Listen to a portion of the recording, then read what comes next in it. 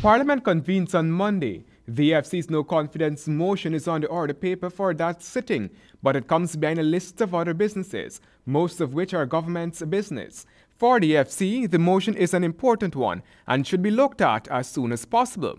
The AFC has the full support of the larger opposition party, the APNU, on that motion.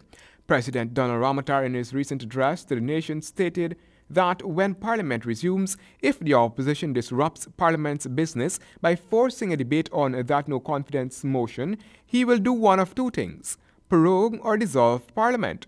Once Parliament is dissolved, it means Guyanese will be heading back to the polls within months, but the proroguing of Parliament is another story.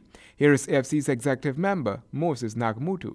A prorogation of the National Assembly suspends a session but does not bring the life of the Assembly to an end.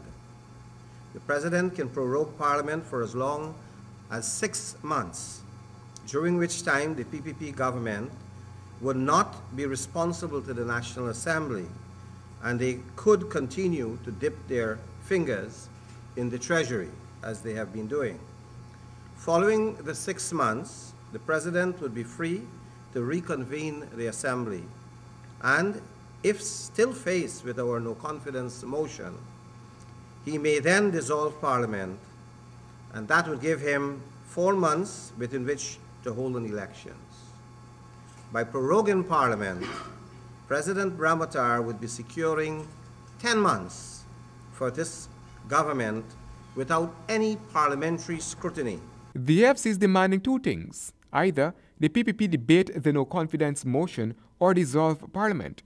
Either way, the party states the PPP must face the electorate in general elections. Back to the Monday sitting of Parliament, the AFC and the APNU are gunning for the PPP.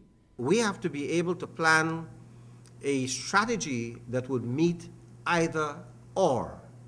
And I do not believe that as much as we have some ideas at this point in time, that we would want to let this out without going into a further discussion tomorrow. There will be a summit between APNU and AFC tomorrow to refine the actual tactic that would be employed.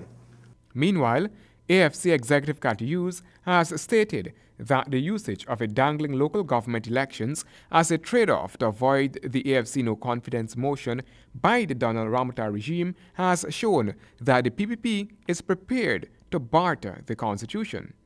This is totally unacceptable. The Alliance for Change wishes to make it clear the Constitution of the Republic of Guyana is not up for trade, barter, or any form of negotiations.